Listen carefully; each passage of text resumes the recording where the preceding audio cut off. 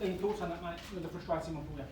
Yeah, a little bit disappointed and frustrated because the first half was as good as we played this season. Such was the domination.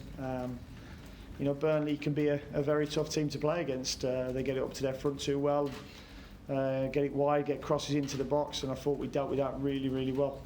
Really pleased with our game plan first half. We played Jack a little bit higher, and John McGinn's had a heady chance that he headed over. The El Ghazi's had one. We've had the disallowed goal, which went to VAR. We've scored the goal, and we were a dominant force. And I don't think anybody would have argued if we'd have gone into 2 or 3 up at half time. Half time probably came at the wrong time for us. I didn't think we started the second half particularly well. They'd made the change and put Rodriguez wide and tried to match it up a little bit. And I thought it was a scrappy exchange, if I'm honest, probably the first 15-20 minutes of the second half. And I felt a little bit aggrieved with their goal, I must admit, because Nakamba, who I thought was excellent all game, towed the ball through the lad's legs. It's come off his heel, gone out for a throw-in, and they give the throw-in to them. And then, I thought it was a foul which was right in front of me by Woods on Taylor, and they get given the free kick and launched it 50-60 yards, and we didn't deal with that free kick properly enough, or the cross. That's why they put Rodriguez in to attack that far post, and but I thought our response to that was good. I thought we took the game back to them. We've had a couple of chances where Jack's gone through, and if he keeps it low, he probably scores or slips Trez in. And then a great ball from Trez for John McGinn, who deserved a goal. I thought he was outstanding today. Probably got pushed by Nakamba, who I thought was excellent as well. And how they came through that first half without a yellow card on John McGinn was beyond me, because it was almost like a tag team, volleying him, and he'll have a few bruises today, that's for sure. I couldn't see the game out yet again. Was it a lapse of concentration? The second goal, definitely a lapse of concentration. I mean, they kicked off. We went to press them. We actually get our toe on the ball and win it, and then we don't get tight enough on Westwood. He plays it into Woods, who comes off short. We don't get tight enough on him, and then they switch it and we don't stop the cross. And but I think Burnley will go home with what they came for. I think you saw from the first minute how long it took for goal kicks. The game was going to be a stop-start game. They wanted to stop our rhythm. They wanted to stop the fans getting behind us. But if there was one team going to win it, it was going to be us. And I'm disappointed because it's 3 points that we probably deserve today, but disappointed with the manner of the goals we've conceded. But also the fact that we need to kick on in them games and win them. As well as with the injuries, you mean pick up an injury? Yeah, no, he's got a whack on the shin. He's trying to keep a ball in. Went in for a tackle with Tarks and gave a foul away. So that'll be nothing. More worrying is probably Target. He felt his hamstring, which was the opposite one from last time. But I'm hoping it's more of a cramp issue than anything else.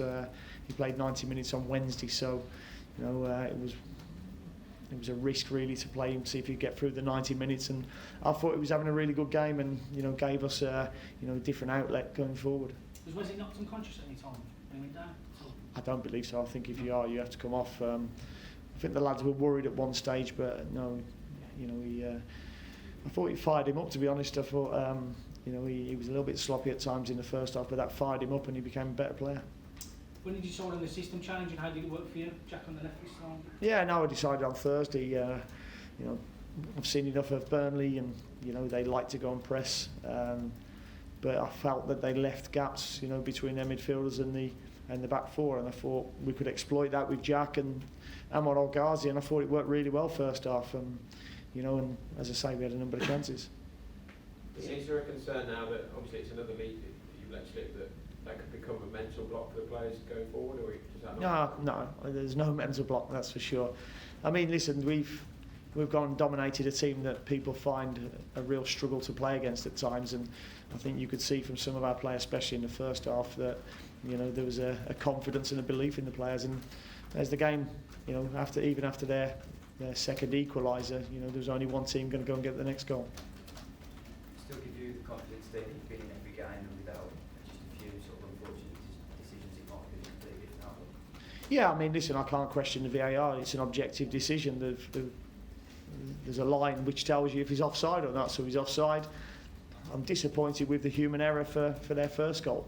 You know, so we've not been dealt a great hand at the moment in terms of decisions, but I'm sure they'll even themselves out. With the goals against you, should you put it down to bad marking, or is there more to it from your point? No, there's more to it. I mean, we switched off. We all felt it was our free kick, and Tarks has hit a 50, 60-yard ball.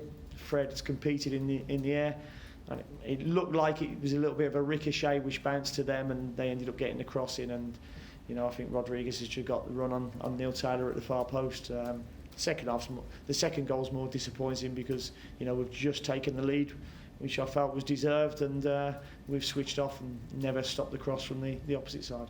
So the VAR was right, but how kind of frustrating is it from your point of view that it takes so long because everyone was ready to restart? What it does, it takes away the celebrations, I suppose. You know, you celebrate a goal and then you have to wait to see if it's right or not. But listen, the offsides, for me, that's the right decision, so can't do nothing about that. You mentioned McGinn earlier, and he's putting in performances probably as good as anybody in that position in the league at the moment, do you think? Oh, he's excellent.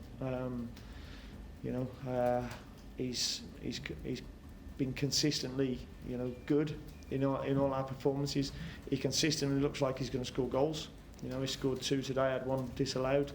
But you know, it's his all-round game. I mean, he's been whacked by Jack Cork when he's turned him, and Cork should have been booked, but we played on. And then he gets to the other side of Peters, and he pulls him back. And you know, that's the kind of player he is. He's all action, gets in the opposition box, scores goals, wins free kicks.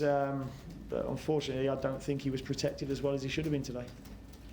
Is that what you want to see? Do you want to see him protected more? Is that perhaps because he's not one of the major names yet? No, for me, the job of the officials are to protect the safety of the players. So if they're having free pops at them, then they've got to protect them. That's their job. You know, he won't mind a rough and tumble tackle as long as it's a fair one. Today there was too many unfair. Does that perhaps tell you how respected he is, though? Oh yeah. Listen, they've targeted him because he's one of our best players. Yeah, that's for sure. Brilliant. Thank you. Thanks, though.